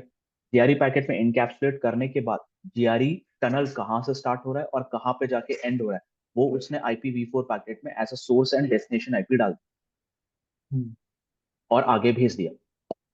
आगे भेजा, R1 के पास आया। R1 ने क्या देखा होगा, R1 ने देखा होगा 200.1 वाला आईपी एड्रेस देखा होगा अपने राउटिंग टेबल में। यहाँ पे शो आईपी राउट करते हैं तो उसने देखा होगा 201.2020 वाला उसने आईपी एड्रेस देखा होगा। तो उसने देखा उसको भेजना है 201.2020 के पास भेजना है या फिर 200.2020.0 से जुड़े हुए जो भी नेटवर्क को जाना है वो 0/1 से होते हुए जाएगा। तो R1 ने क्या किया, 0/1 से इस डेटा को R4 के पास भेज दिया। R4 ने क्या रीड किया होगा, R4 ने 200.20.20.1 रीड किया। जैसे ही उसने ये रीड किया, उसने ये ऑब्वियसली ये पैकेट ओपन किया होगा। ये पैकेट को उसने ओपन किया, ये पैकेट को ओपन किया तो उसने प्रोटोकॉल फील्ड देखी, इसमें लिखा हुआ जीआरई। ठीक है, मतलब ये एनकैप्सुलेटेड पैकेट है। ठीक है, इसके अंदर और भी ओरिजिनल डेटा है। तो जीआरई हेडर ओपन किया, जीआरई हेडर जैसे ही उसने ओपन किया तो उसने देखा कि ये जीआरई जो है आईपी पैकेट ओपन करके जा रहा है, आईपी पैकेट को इंकैप्सुलेट कर रहा है। तो ये आईपी पैकेट है किसके लिए, तो उसने ये IPv4 पैकेट ओपन किया जिसमें उसने देखा डेस्टिनेशन आईपी 10.1.2.1 है। क्या 10.2.1 मेरे राउटिंग टेबल में है, R4 ये चेक करेगा, शो आईपी राउट 10.1.2.1 जो है मेरे आईपी राउटिंग टेबल में है और वो मैं 0/0 से आगे फॉरवर्ड करूँ। तो उसने क्या किया, 0/0 से आगे यूजर 2 को फॉरवर्ड कर दिया। यूजर 2 के पास पिंग आ गया क्योंकि उसका आईपी एड्रेस है 10.1.2.1। उसने रिस्पॉन्स भेजा, उसने रिस्पॉन्स भेजा R4 के पास विद अ रिस्पॉन्स जहां पे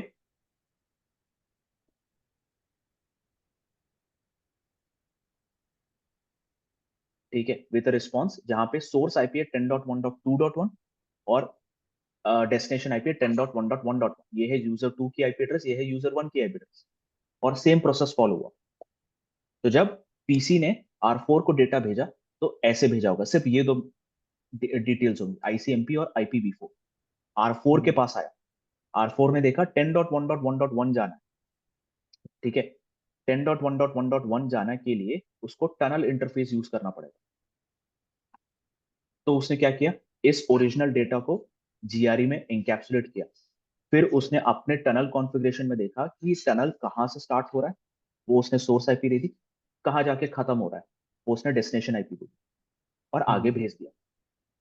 R1 ने वही चीज रीड की होगी, R1 ने डेस्टिनेशन आईपी देखा होगा यहाँ पे। तो R1 के पास चलता है, R1 ने देखा डेस्टिनेशन आईपी 200.20.20 है, वो उसको कहाँ भेजना पड़ेगा, 0/0 से आगे भेजना पड़ेगा।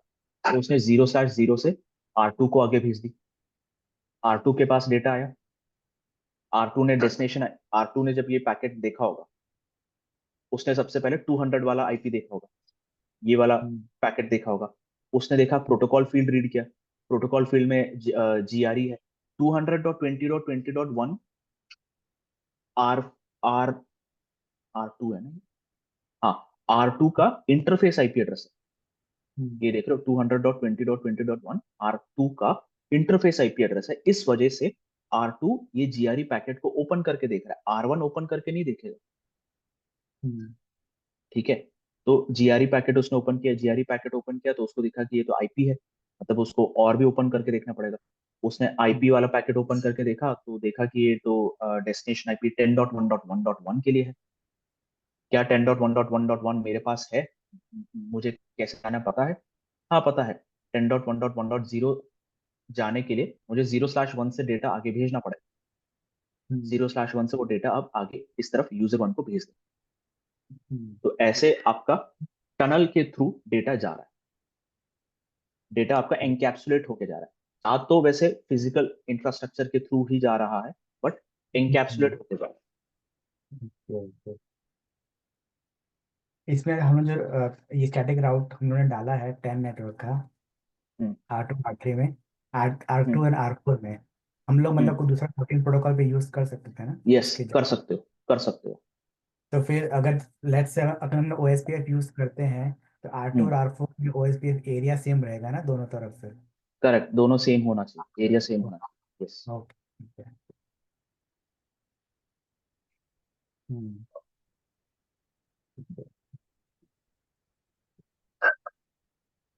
हम्म तो ये था अपना जीआरई टनल। हम्म तो एक सीरियल इंटरफेस पे अपना इतना टाइम वेस्ट करते हैं, नहीं तो मैं 15 मिनट में खत्म कर दूं थोड़ा डाटा क्लियर हो गया, पूरा। हाँ, ट्रबल वो शूटिंग के चक्कर में ज़्यादा क्लियर हो ट्रबल, गया। करेक्ट, अब एक्चुअली ट्रबल शूटिंग भी अपन सीख ली, हाँ है ना। तो मैं हम्म एक्चुअली इसके आगे और भी चीज लेना चाहता था आज एक ही साथ, हम्म, बट वो लेने जाऊंगा तो बहुत टाइम हो जाएगा। हाँ ठीक है। तो मैं डीएम वीपीएन लेना चाहता था, डीएम वीपीएन मतलब डायनेमिक मल्टीकास्ट वीपीएन, वो ये भी लेना सेम। चाहता था। डीएम वीपीएन में होता यह है कि अभी तो अपन ने क्या किया, अपन ने पॉइंट टू पॉइंट टनलिंग बना के रखी है ना, R2 और R4 के बीच में पॉइंट टू पॉइंट चल रहा है। ठीक है, ओके। ऐसा हो गया आपके पास, ऐसा सिचुएशन आ गया आपके पास, अ, एक राउटर से मल्टीपल अलग अलग राउटर के बीच में वीपीएन चलानी है। तो मैं ये एक थियरी कल आपको और डिटेल में समझाता हूँ, बट फिलहाल के लिए अभी बताता हूँ क्या क्या बोल रहा हूँ। कि मान लेते हैं कि ये R2 था अपने पास, ठीक है, हम्म और अपन ने R4 के साथ यहाँ पर एक टनल क्रिएट करके रखा है ना, हम्म ये टनल क्रिएट करके रखा हम्म है, ठीक है। अभी यहाँ पे अपना आईएसपी नेटवर्क बैठा हुआ हम्म है ना। मैं चाहता हूँ मेरे अलग अलग ब्रांच ऑफिसेस हैं, हम्म ठीक है, मैं इन सभी के साथ टनल क्रिएट करूँ तो मुझे क्या करना पड़ेगा, मुझे R5 के साथ भी एक टनल क्रिएट करना पड़ेगा, R6 के साथ भी एक टनल क्रिएट करना पड़ेगा, अच्छा, ओके। ठीक है। और ये सभी टनल पॉइंट टू पॉइंट है, तो मुझे क्या करना पड़ेगा, R2 पे फिर टनल, R2 और R4 के बीच में टनल कॉन्फ़िगरेशन मैन्युअली एंटर करो, R2 और R5 के बीच में भी मैन्युअली एंटर करो, R2 और R6 के बीच में भी मैन्युअली एंटर करो, ठीक है, ऐसा। तो सभी के बीच में पॉइंट टू पॉइंट चल रहा है। तो मैं जैसे जैसे मल्टीपल राउटर्स ऐड करते जाऊंगा और मैं चाहता हूँ टनल क्रिएट हो, तो हर एक राउटर के बीच में मुझे पॉइंट टू पॉइंट क्रिएट करना पड़ा, हम्म ठीक है। मैं ये नहीं चाहता, मैं चाहता हूँ कि भाई एक ही टनल हो, ठीक है, हम्म एक ही टनल हो यहाँ से, और सभी के साथ मेरी टनलिंग बन जाए, अच्छा, ठीक है। तो इसको अपन बोलते हैं dynamic multi multi point, dynamic multi point VPN, इसको ओके। बोलते हैं डायनेमिक मल्टी पॉइंट वीपीएन। तो ये अपन कल देखेंगे। हम्म ये इंटरेस्टिंग लग रहा है टॉपिक। हाँ, इसमें ये टनल्स तो हमें बनानी नहीं पड़ती ना, आजकल तो ऑटोमेटिकली क्रिएट हो जाती है। हाँ, आप वो आजकल तो वो एस डी वैन में जितने भी हाँ, अपने एसडीवैन नॉर्मल में जैसे हम फ्रेंड्स। सैसी टनल्स वगैरह बनाते हैं ना, वो अपने आप भी हाँ, मान लो हाँ, लिंक आप कॉन्फ़िगर। बस सेलेक्ट कर दो कौन से 3 राउटर हाँ 4 राउटर है, उनको एक को हब बना दो, 5 को स्पोक बना दो, बन जाता मैं एक्चुअली मैं भूल गया, एक टनल का और नाम होता है, मेरा प्रोजेक्ट खत्म हो गया अपना है। एसडीवैन का। तो उसमें एक हाँ, और टनल होती है, एक सैसी टनल होती है, देखो मतलब वो आपको खुद कुछ नहीं बनाना, वो अपने आप क्रिएट हो जाती है अपने आप, जो आप लिंक कॉन्फ़िगर करोगे। अच्छा। ओके, ठीक है, फिर अपन कल देखते हैं। ओके।